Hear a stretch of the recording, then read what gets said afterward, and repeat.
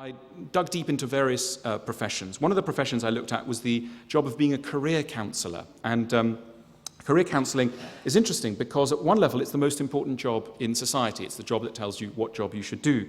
And yet most career counsellors are incredibly marginalised figures. They don't have a very high income and they operate on quite a shaky sort of theoretical basis. It's quite an unregulated industry. Anyway, I hung out for over a period of months with a career counsellor and watched him in his work with people. And he was a fascinating man in many ways. And one of the things he kept saying was how difficult it is that people keep thinking that the job of finding out what job you should do is an easy one. He felt very angry against our sort of neo-Christian view that we have a calling, that each of us has a calling, and that all it takes is that one day someone from the sky or somewhere will point to us and say, you should be, in logistics, or you should be in, banking, or whatever it is. And he very much stressed, and his experience stresses, that this is not the case for most of us, that we have fragmentary interests, which we have in some way to harness and connect up to that rather artificial construct, which we call a career. So he saw it as his job as I say, connecting us to a career. He was very interested in that thing we call self-confidence.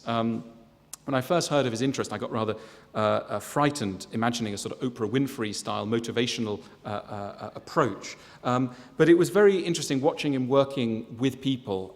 He does a lot of seminars with people who've been recently unemployed. And one of the things he makes people do is talk about what they wanted to be as a child and also what's held them back traditionally.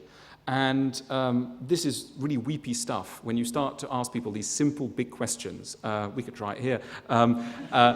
It's amazing. People come up, they came up on stage and they would say things like, when I was 8, my dad said I was no good at art, or I was no good at maths, or I was a bit of a sissy, or whatever it is. And these things majorly shape people's careers for the rest of their lives. And it struck me this is a little bit like, in 17th century science, people couldn't believe the idea that in a drop of saliva there could be enough bacteria to kill somebody, or that there could be something in something that looked clear.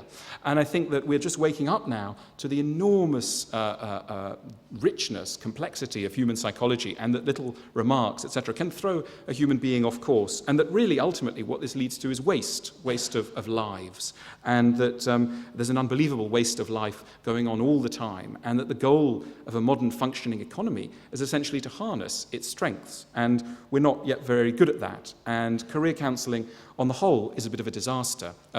This man does two kinds of counselling. He does therapeutic counselling, which hardly anyone goes for, partly because it's quite expensive. It costs you about £60 a session, and partly because it takes a long time. It could take you a year, 2 years, to really start to drill down into who you are and where you should be heading.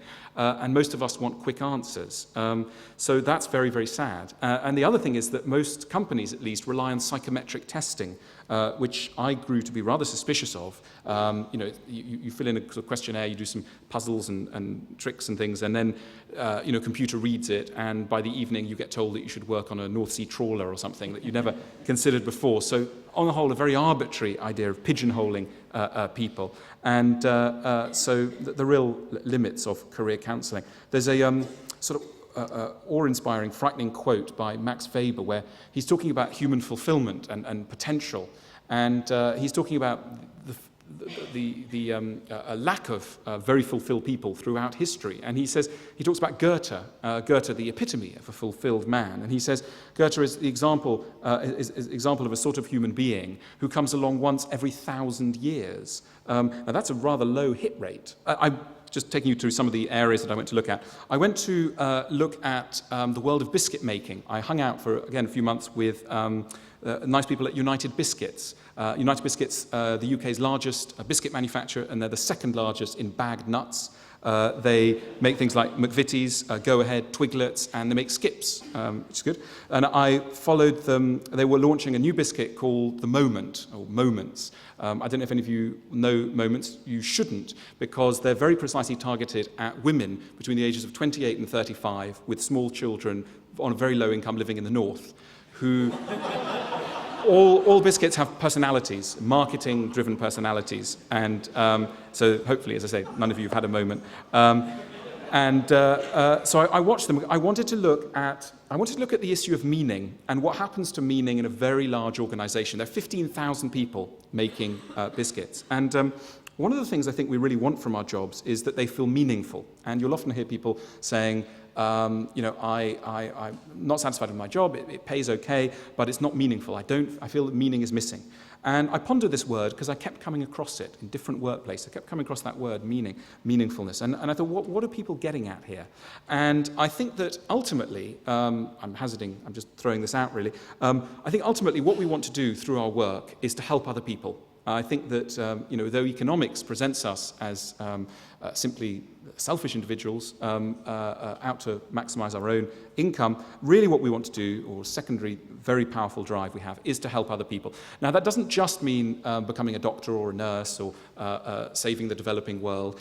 It could mean something like, removing the squeak in a door or reuniting somebody with their lost luggage. But a feeling, by the end of the working day, that you've somehow left people better off than they were at the beginning is an absolutely essential part, I think, of what makes work meaningful and a working life fulfilled.